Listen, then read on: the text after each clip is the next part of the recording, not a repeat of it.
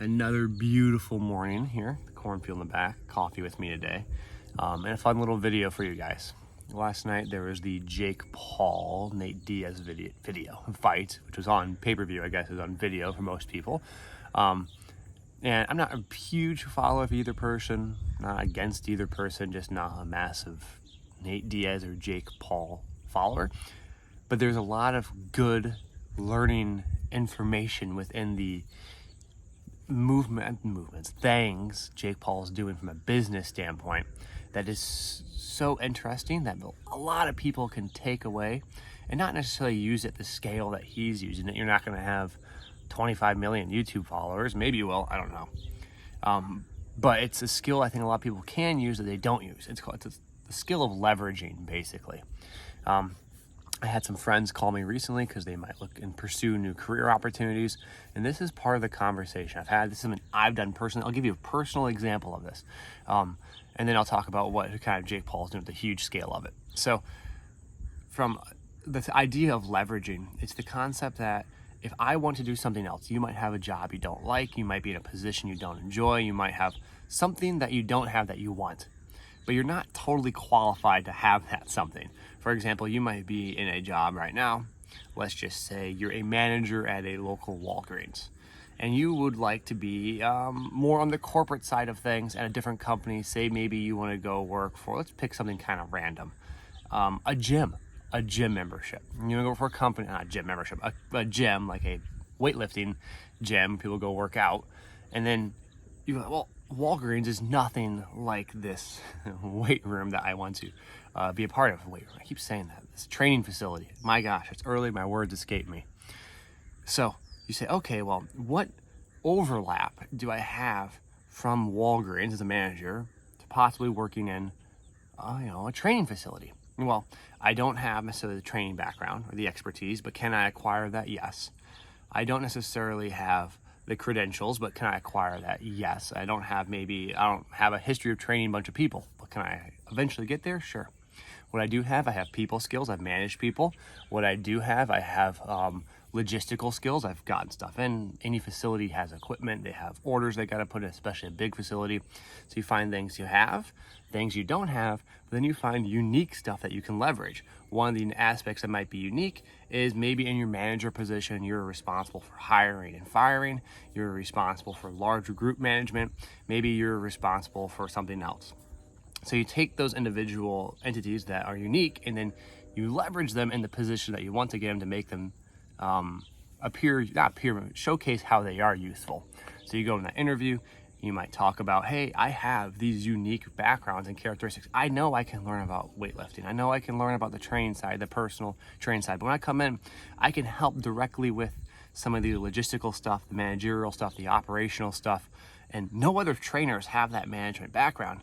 And I know I can learn how to train. And you're going to find a million other trainers, but you're not going to really find a trainer who has this management background. And what I can become is a very unique asset for your company. Another example is maybe you are a nurse and you want to go into a corporate side. Let's just say go into sales.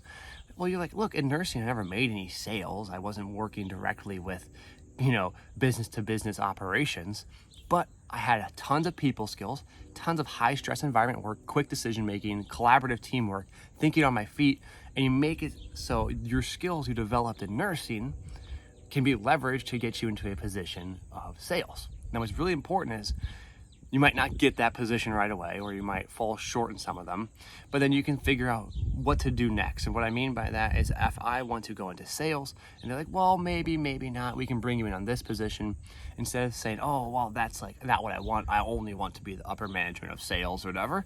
You say, okay, that's a really good option. I can maybe decide to take that option or not and learn from it. And then now I've slowly entered my foot into a realm I wouldn't have been able to get my foot into, and now become what my nursing skills had taught me in this unique management, process along for my sales portion. So you start to merge the worlds. A real life example for me is I had not been training any basketball players from a skills standpoint. I've been training a lot of them from a training standpoint, obviously, but I really wanted to train people from a skill standpoint, but I didn't have any clientele who wanted to train skills with me. I didn't have any individuals who wanted to just come out here and work out on their shot or whatever. So I actually had a family member who asked one time whether or not they could train with me. So I rented the court space myself. I probably lost money on this endeavor, but it was so I could say I had trained someone, and I trained someone, then I can learn the ins and outs of it. Same thing happened again and again. I did this a couple of times. So then I built in some momentum around that area of training. So then I could use my strength conditioning background and my performance background and mold it with the personal training background, not the personal training, the skills training for basketball. And now I can say I am now a skills trainer to an extent because I have been working with skills individuals. And then I get more clients in that area. And now you become more fine-tuned and you develop a business in that area. So how does this even relate to the Jake Paul situation? Well, Jake Paul is a YouTuber, social media person. And he probably was at a situation where I watched his documentary and he was like, I wanted to be the heel, blah, blah, blah, box people. I don't think that's totally true. I think what happens is you're in a situation where you want to do something else. You don't know how to do that something else. He might want to become a boxer, a basketball player. I don't care what it is. You're not going to walk in and play LeBron James one-on-one. You're not going to walk in and fight, Canelo Alvarez in your first fight. You can talk about those ambitions, but you're probably not going to get them. Instead, take these really low level, not super exciting individuals, you fight them, you beat them, you build a pedigree, then you become a professional boxer because you have a record, and then you start leveraging your audience, your ability to sell stuff, your ability to get eyes on you in the area of your sport, and then you actually get better at your sport. If you want to be a sales rep or you want to be a trainer, you have to actually get better at that job. You can't just try and leverage it and go there and hope you're good. It's like, I want to get my foot in the door, and then I want to continue to build that momentum so I can now become a unique entity. Now I've done that, I have a unique background because Jake Paul has a background now in boxing, professional boxing, and an entire YouTube area. So he has traversed mediums. Now he's in an actual athletic event. And so he's taken his position and leveraged it in his skills, which is like eyes, marketing, talking mess, and got into the boxing world. But he showcased his ability. If he just stunk and would lose every time, he wouldn't sell anything. He actually wins and finds a way to actually enter at the level he should enter at. He didn't start against, Canelo Alvarez. It would have been a short-lived career. You're not trying to go from, I'm a manager at Walgreens and I'm going to open my whole new training facility, even though I don't really know how to train people, and I'm going to put myself in a pickle and put a huge commitment in, when you could just intern somewhere, or you could just take a position that's a hybrid position where you're half trainer, half management. Leveraging your skills. I think about it like I'm going from 1A to 1B. I'm not going from 1 to 3. And I think someone like Jake Paul, a lot of people on social media do this really, really, really well. I think too many people just go all in on one side. And you hear social media people talk about, you go all in, all this stuff. I think that's so silly, because if you go all in, you lose whatever momentum you built in the other area. You don't want to lose your momentum. You just want to kind of redirect some of that momentum into the avenue that you're interested in. And along that way, you might lose a couple people, but you hopefully gather new people amongst the audience that you're now diving into.